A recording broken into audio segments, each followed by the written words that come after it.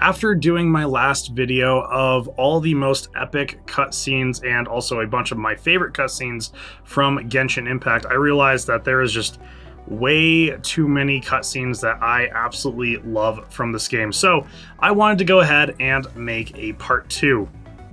Let's get into it. A quick word of warning to those of you guys that have not completed all of the Archon quests in Genshin Impact.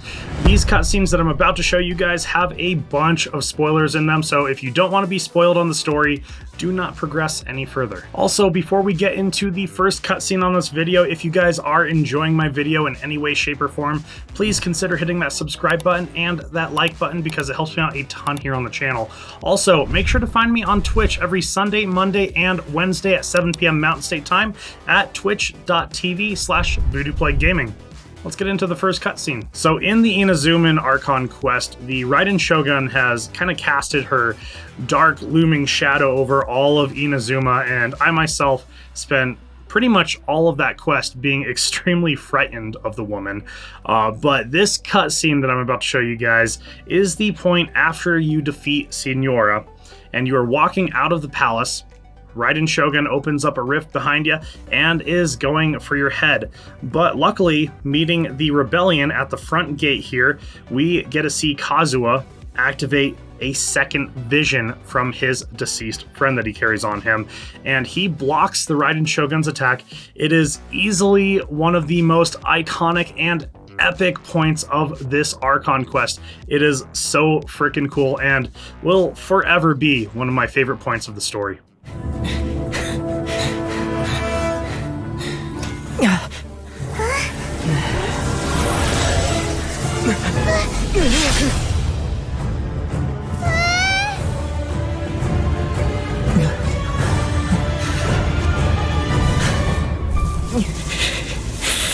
There will always be those who dare to brave the lightning's glow.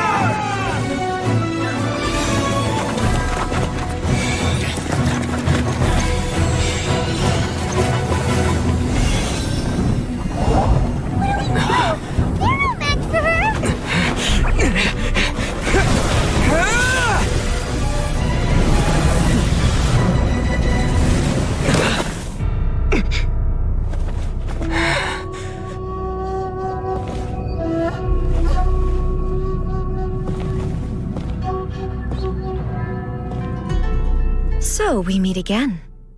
This is easily the most bittersweet ending to any Archon quest that I've witnessed here on Genshin Impact, and that is the point where Focalors is executed, freeing Furina from her 500-year shackle of being someone who she's really not and just letting her be human, and also returning the power to Neuvillette that is rightfully his, in turn saving all of Fontaine from the Primordial Sea and just freeing everyone. It is definitely a really epic cutscene.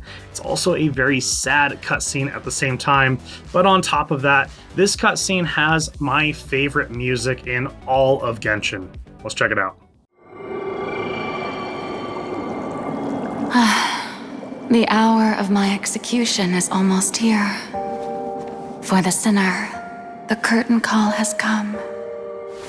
I know I may not sound it, but faced with death, I find myself a little afraid. Perhaps this is one thing both gods and humans have in common.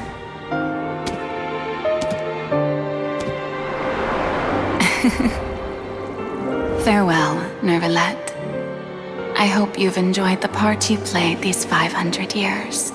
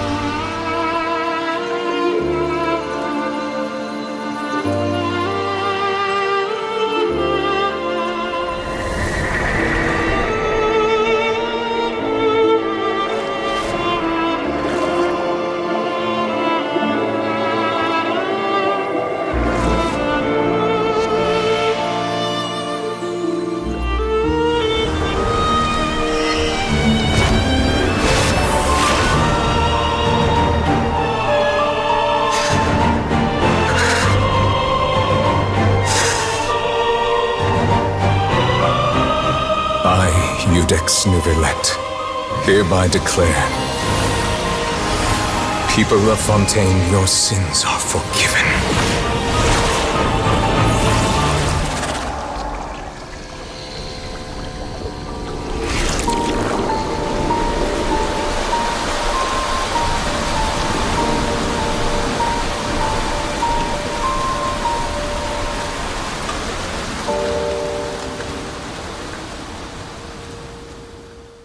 In the Paralogism quest, we are put through a trial by none other than Alice of the Hexenzirkel. And of course, there is a cameo from Barbaloth Trismegistus. We finally get to meet B, being also Mona's mentor that she is deathly scared to go back to.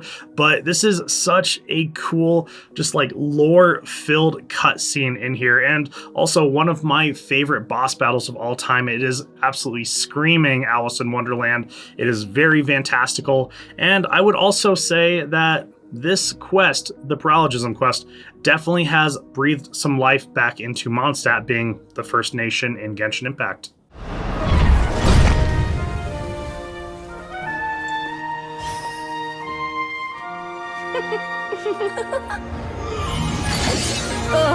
It had to be this form? A toy really doesn't suit me. Well done, but this isn't over. I will now preside over the second trial. Stare straight ahead, and you will see things as they appear. But change your perspective, and you will see them as they are.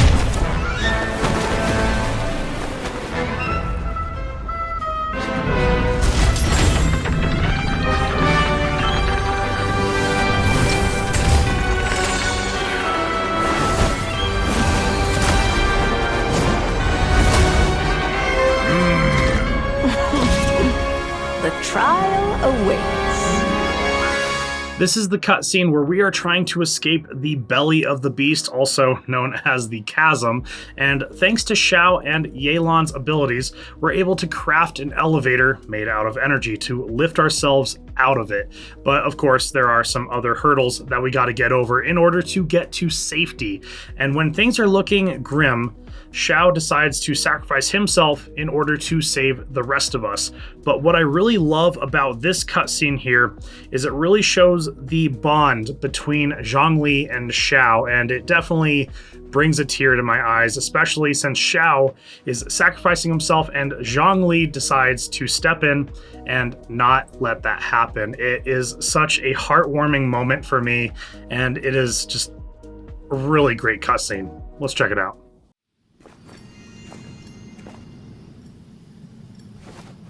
Stars align, bestow your light, evil purged by thunder's might. Spirit curbed, pneuma surge, by dictum divine, heed these words. Do as I command! Aha! The fantastic compass is an amplifier. Maintain this energy level, and we may stand a chance. I will maintain the energy flow. Understood. Everyone, stand back.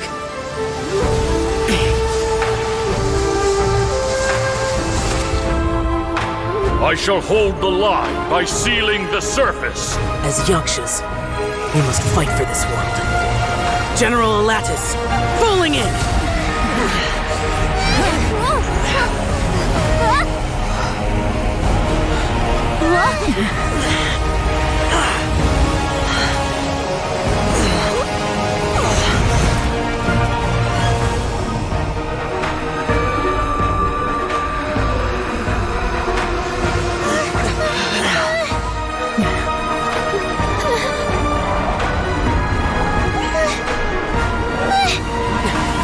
Watch out!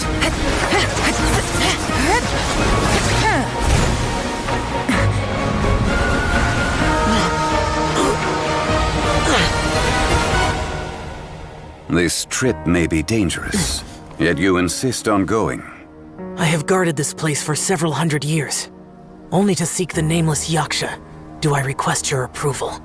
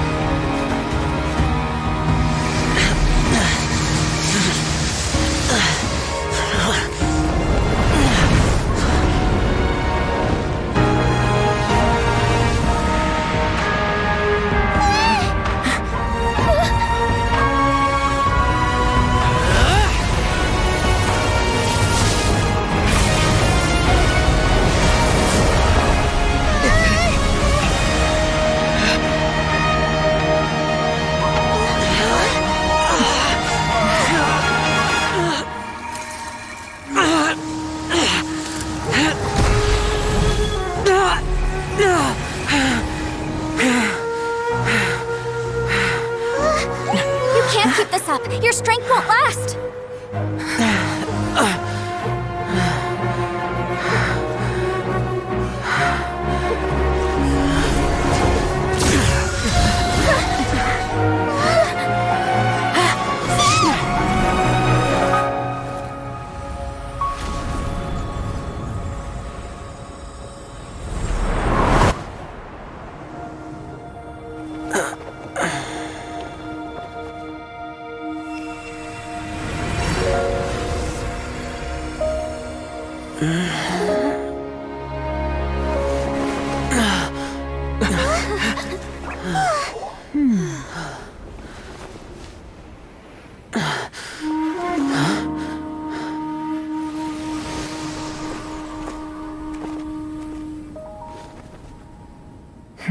During the Fontanian Film Festival, Chevreuse has been working extremely hard to capture a criminal. And in this cutscene right here, this is where you really get to see Chevreuse's plan come to fruition and capture that said criminal. And I will say, this cutscene definitely shows how badass of a character Chevreuse really is. This is such a well done cutscene.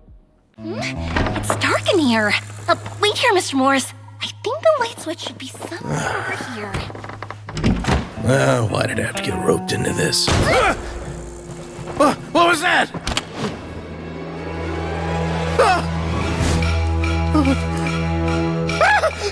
Who's there? Get me out! Get me out of here! Did you really think you'd get away, Morris?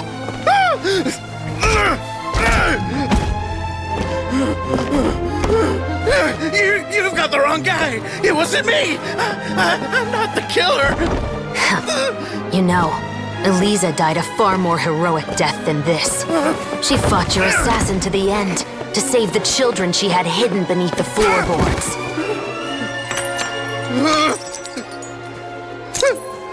That is Eliza's pendant, the one with a photo of you two inside. The one you gave her. Ring any bells? It's a fake! It has to be! There's no way! No way your assassin didn't destroy it, you mean?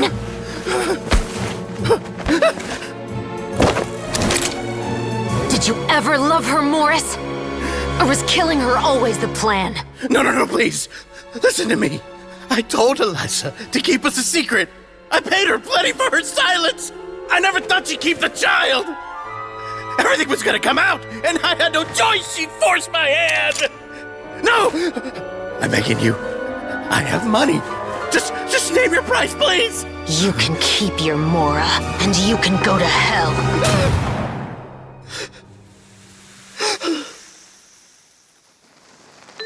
I'm Captain Chevreuse of the Special Patrol. Morris, you're under arrest for Eliza's murder. Huh?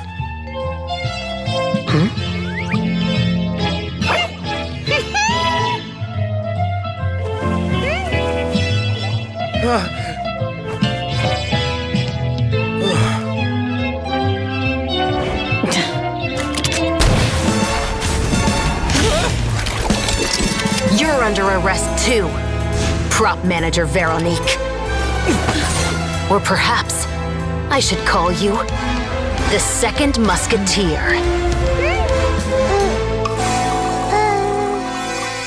I'm sure the Traveler was not expecting to be surrounded by a whole army of Gardamex when he woke up, but luckily we have Malus, Silver, and Navia to help fend them off. And of course, a surprise cameo from none other than Clorand. And what really makes this cutscene so epic, in my opinion, is the combat sequence between Clorand, Navia, and the Gardamex. Let's check it out.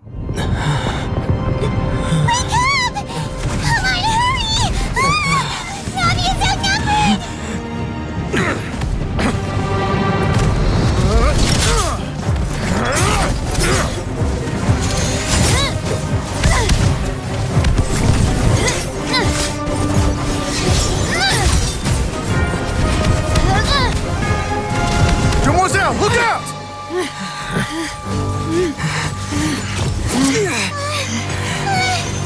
Dear God, it's a whole army of Gardamex.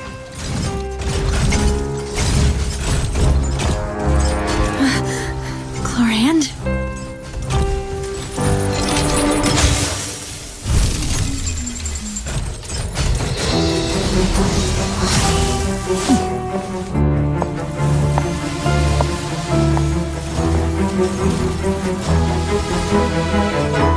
Quick, now's our chance!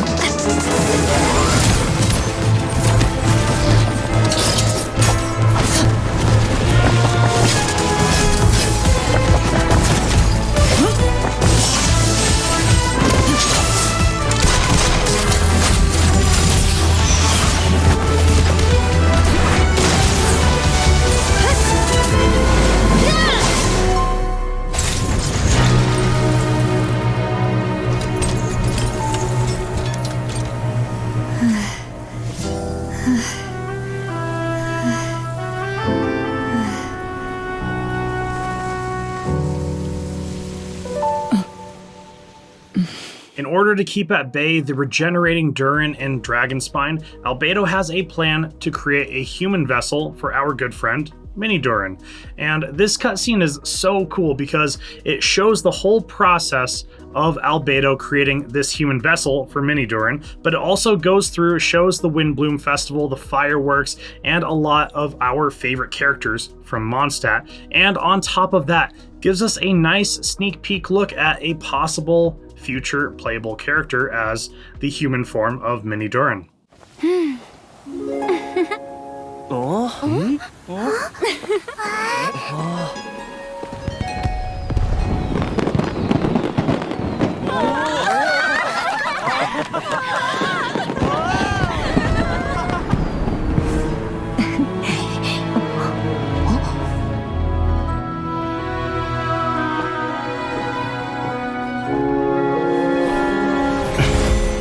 ここに構築の祈りを捧げる。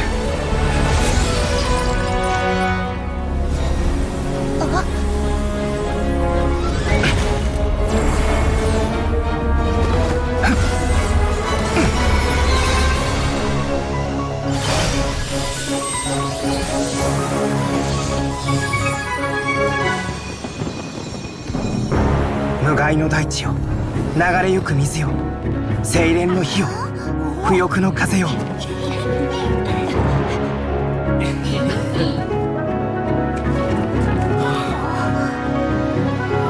18と世界、そして20のパスを通り、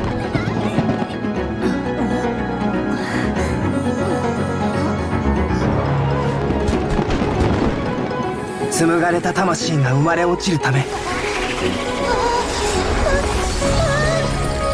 不朽のムクロを神聖なる血肉と化せ。賢者たちよ、我が偉業を刮目せよ。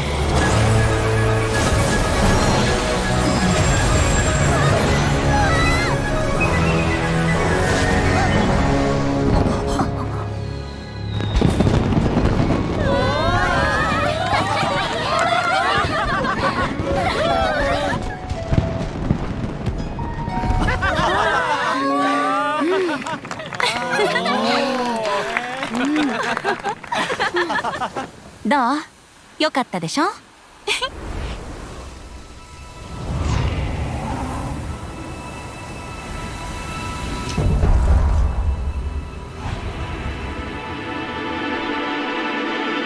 ？At the end of the war in Act 4 of the Natlan Archon quest, Mavwika finally got enough power from all 6 heroes of Natlan to essentially blow a hole through Gasoithoth and send him back to whence he came.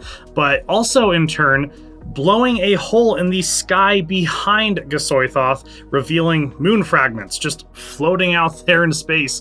That was one of the most mind-blowing things ever to see, and I'm sure a lot of lore seekers in Genshin, they went crazy when they saw that.